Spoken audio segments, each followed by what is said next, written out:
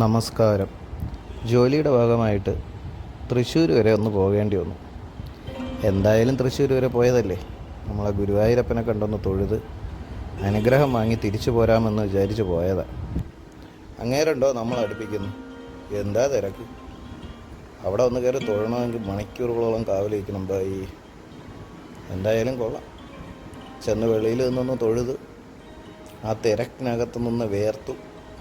പിന്നെ അധികം സമയം കളയാതെ അവിടെ നിന്ന് ഇറങ്ങി നേരെ ജോലിയുടെ ആവശ്യമായിട്ട് പോവേണ്ടി വന്നു.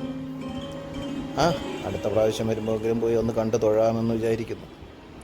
ഇന്നവിടെ ഒരുപാട് കല്യാണമാണെന്ന് തോന്നുന്നു. ഒരുപാട് കല്യാണം നടക്കുന്നുണ്ടെന്ന് തോന്നുന്നു. കാരണം അതിൻ്റേതായ ഒരു തിരക്ക് ഇന്നലെ അവിടെ റൂം എടുക്കുമ്പോൾ മുതലുണ്ടായിരുന്നു. എന്തായാലും അടുത്ത പ്രാവശ്യം വരണമല്ലോ ഇങ്ങോട്ട്. വരുമ്പം വന്ന് കണ്ട് തൊഴാം.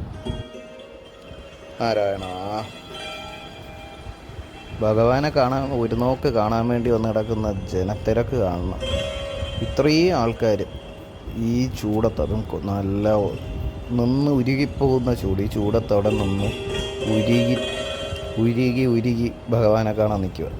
നെയ്യ് രൂപം പോലെ അവിടെ വന്നാൽ ഉരുവ. അന്തമാതിരി തിരക്ക്. കാരണം നടപ്പന്തലിനൊക്കെ പുറത്തേക്ക് ആൾക്കാരെത്തിയിരിക്കണം.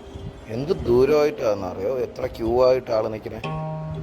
ക്ഷമയോടെ കാത്തു നിൽക്കുക ഭഗവാനെ ഒന്ന് കാണാൻ. എല്ലാവരും കണ്ടു തൊഴുത് പോട്ടെ. ഇനി വരുമ്പോഴെങ്കിലും ഞാനും വന്ന് തൊഴും. പിന്നെ ഒരു കാര്യമുണ്ട്, നമ്മളെത്രയൊക്കെ ആഗ്രഹിച്ചാലും ഭഗവാൻ വിചാരിക്കണമല്ലോ നമ്മൾ ആ നടയിലെത്തണമെങ്കിൽ. അടുത്തെങ്കിലും പോയി കണ്ടു തൊഴാം എന്ന് വിശ്വസിക്കുന്നു.